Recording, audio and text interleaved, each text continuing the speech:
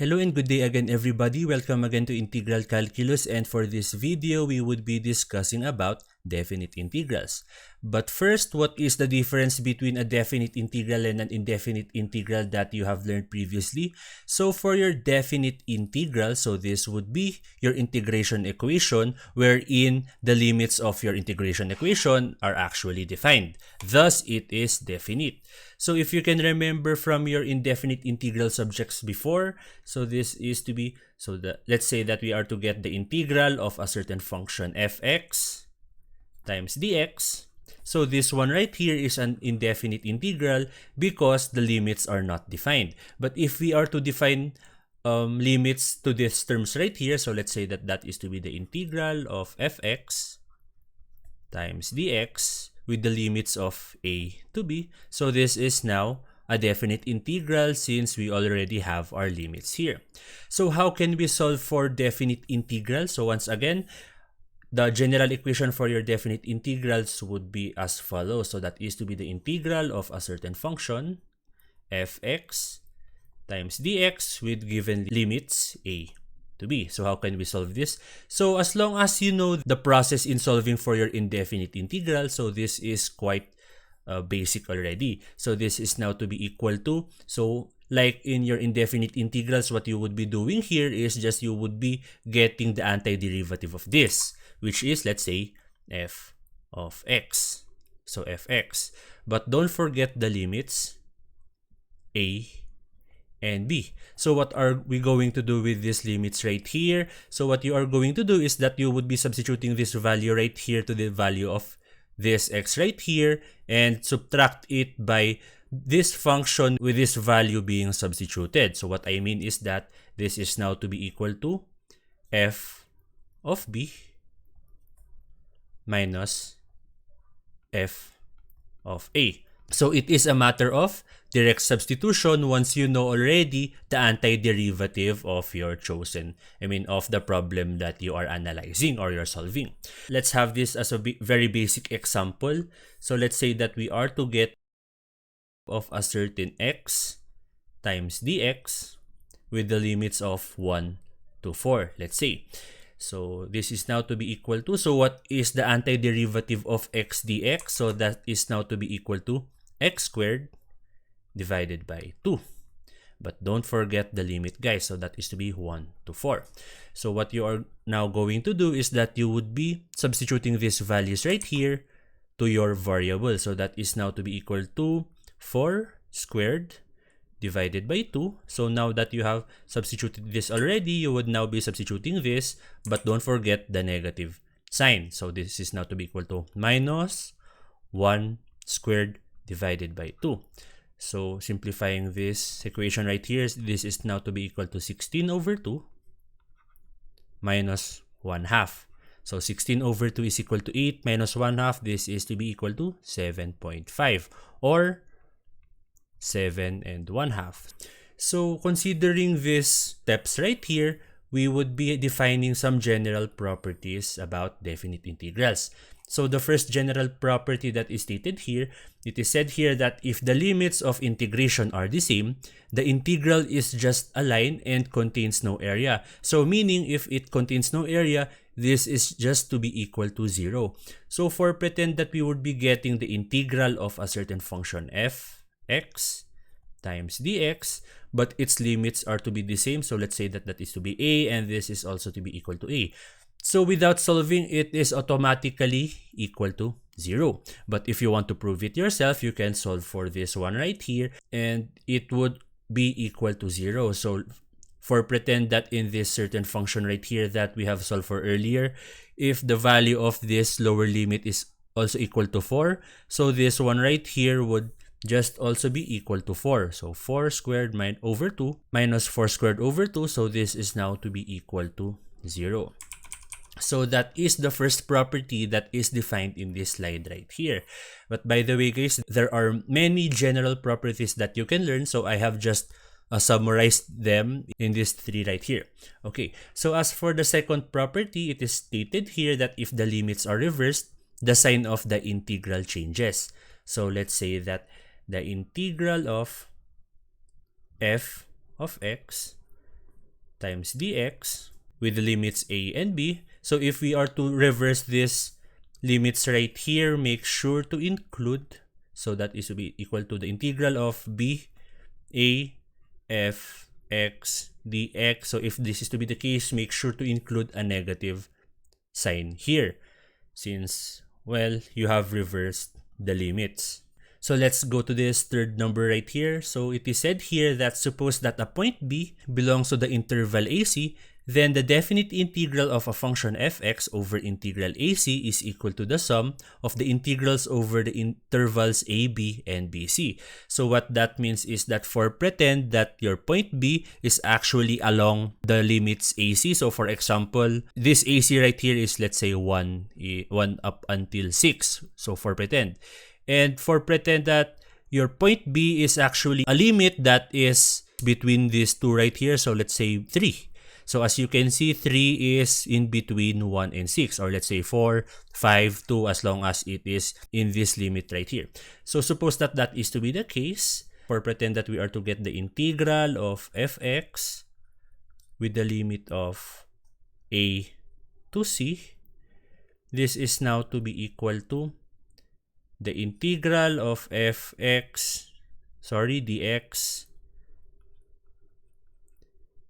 a to b plus the integral of fx dx b to c.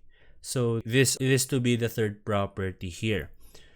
So as you can see here, if the limit of your integral is from a to c, as long as your point B is actually along point A and point C, it can be rewritten as this one right here. So if you would be getting the sum of these two integrals right here, it would give you the same as if you would be getting the integral of this certain function right here. Okay, but before proceeding to the problem solving parts, let's have this as a note first. So about odd and even function. So for you to know if a certain function is what you would be calling an odd function or an even function, you would be testing it like this, of course, for you to know. So let's say that you have a certain function f of x. So we can say that it is an even function if, for pretend that you would be substituting negative x here. So f of negative x. So if this is to be equal to f of x, this is to be an even function. So this is to be even. But suppose that in this particular equation right here, so f of negative x, so if this is to be equal to negative f of x, this is now what you would be calling an odd function. Okay, so let's have an example for this odd and even function right here. So suppose that we would be having a certain function fx to be equal to, let's say, 3x. So what we would be doing in this equation right here is to substitute negative x to this term right here. So let's say for f of negative x, this is now to be equal to 3 times negative x, and this is now to be equal to negative 3x. And since this negative 3x right here is not to be equal to this one right here, so it became like this. So meaning this certain equation right here is an odd function. And for your even function, so for example that we would be having a certain function f of x, and this is now to be equal to, let's say, 2x squared minus 4. So if we would be substituting negative x in this certain function right here, so this is now to be equal to 2 times negative x squared minus 4. So this is to be equal to 2x squared minus 4, which is also equal to f of x. Thus, this function right here is now to be called an even function. So checking for your function if it is odd or even is to be as simple as this one right here. Okay, so what is the significance of this subject matter to the field of engineering or to the field of mathematics? So using your definite integrals, you can actually solve for the following. So these are to be the following values that you can solve, but they are not limited to this. So first, you can solve for areas. So for plane areas and whatnot. Another thing, you can also solve for volumes using of course, definite integrals, you can solve for a moment of inertia. So I would just abbreviate it as MOI. Let's say the rate of growth, or any rate. So let's say velocity, acceleration. So as long as it is a rate and other things, so etc. For this particular video, I would be showing you some example first on how we would be solving for definite integrals before we can apply it in solving for these values right here. Okay, so for our first problem, let's solve for this equation right here. So we would be getting the integral of y minus 2 raised to 3 times dy with the limits of 1 to 3. So once again, the first thing that you would be doing is to get the antiderivative of this equation right here. So let's check if we can use our power formula here. So let's say that our u, so our u here is now to be equal to y minus 2, which is this one right here. And if we are to get the derivative of it, so our du, or the derivative of it, is to be equal to dy, since the derivative of y is to be 1 times dy, of course, and the derivative of a constant is 0. Thus, this is to be the derivative of this certain function right here. So let's check if we can use our power formula here. So if this is to be your u, which is this one right here, and this is to be your du, which is this one right here, so from that we can conclude that we can use our power formula here. So for our power formula, so the integral of a certain u times du, so this is now to be equal to u raised to n plus 1 divided by n plus 1 plus c. But this time, let's disregard this constant first. So we are just to get this value right here. So okay, from that, this is now to be equal to, so using this equation right here, or this formula right here, the antiderivative of this is to be equal to, so what is to be our u? That is to be y minus 2 raised to n plus 1. And n plus 1 is equal to 3 plus 1, which is 4. But let's write it first. So 3 plus 1 divided by 3 plus 1 plus c. But once again, let's disregard plus c first in this part of our lesson. But don't you guys forget the limits. So our limits here would be 1 up until 3. So that is to be 1 to 3. So this is to be our antiderivative. So the next thing that we would be doing now is that we would be substituting these values right here to this particular function right here. So for the first limit, or for the upper limit, so this is to be your upper limit, by the way, upper limit, and this is to be your lower limit. Okay, so from that, so this is now to be equal to, so what is to be our upper limit? So by the way, let's just change the color here first. So let's say our lower limit is to be green. So lower limit. Okay, so from that, this is now to be equal to, so substituting our upper limit, so that is now to be equal to, so 3 minus 2 raised to 3 plus 1, that is to be 4 divided by 4. And we will now be subtracting our lower limit substituted to this equation right here, and that is to be 1 minus 2 raised to 4 divided by 4. So getting the answer here, so this is now to be equal to, so 3 minus 2 is equal to 1 raised to 4 divided by 4 minus, so 1 minus 2, that is to be equal to negative 1 raised to 4 divided by 4. So this is to be equal to, so 1 raised to 4, that is to be equal to 1, so 1/4 minus, so negative 1 raised to 4, that is equal to positive 1, so 1/4. And solving for this would give you an answer of 0. So our final answer for this particular problem, which is the integral of y minus 2 raised to 3 with the limits 1 to 3, is to be equal to 0. So it would be as simple as that.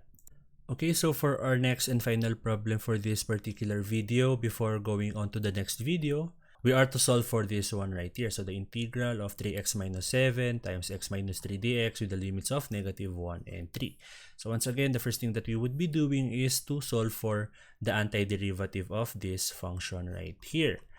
So what I would be doing first is just to simplify this function right here. So that is to be equal to, So the integral of 3x minus 7 times x minus 3. So using FOIL method, this is now to be equal to, so 3x squared minus, so that is 3x squared, then 3x minus 3, that is to be negative 9x, then the inner part, so negative 7 times x, so minus 7x, then negative 7 times negative 3, or just the FOIL method. So that is to be positive 21. So positive 21. Of course, dx. And don't forget the limit, guys, like I did. So negative 1, then negative 3. So simplifying this one right here, this is now to be equal to, so the integral, negative 1, 3, then combining similar terms, this is to be equal to 3x squared minus 16x plus 21 dx. So normally what we would be doing here is that we would be getting the integral of these individual units here. So that is to be equal to, so the integral of 3x squared dx. So I would just be distributing this dx right here. So 3x squared dx minus the integral of 16x dx plus the integral of 21 dx. But don't forget the limits once again. So there, and from that, using your power formulas once again, so this is now to be equal to, so 3x cubed divided by 3, so n plus 1 divided by n plus 1, so that is to be that one. Don't forget the limit, so negative 1, 3, minus, what will be the integral of this part right here, so that is to be 16 times x squared divided by 2, so 1 plus 1, that is to be 2, and 2. So once again, this is just the power formula, so there. So negative 1, 3, then plus, what is to be the integral of this one right here, this is to be 21x, with our limits, of course, negative 1 up until 3. So there, so what you would be doing next is that you would be substituting these ones right here to these functions right here and subtract it with the function that will result if you would be substituting these lower limits right here. But as you can see, guys, all of these limits are to be the same. So what I would be doing here is that I would just be combining all of these equations right here. So that is to be, so x cubed minus 8x squared, so that is to be this one right here, plus 21x, all of them has the same limit of negative 1 up until 3. So if you wouldn't be doing this, instead you would just be going through with this, you should have the same answer. So just going through with this equation right here, so this is now to be equal to, so if you are to substitute this one right here, so I would just be coloring it, so this is to be yellow and this is to be red. So lower limit and upper limit, so there, and from that, this is now to be equal to 3 cubed minus 8 3 squared plus 21 times 3, so that is to be for our upper limit, and make sure to subtract the function that will result if you would be substituting your lower limit. So for our lower limit, that is to be negative 1 cubed minus 8 times negative 1 squared plus 21 times negative 1. So this is to be our function. So with the help of my calculator here, so our answer here is to be equal to 48. So our final answer for this particular problem is to be 48. So there.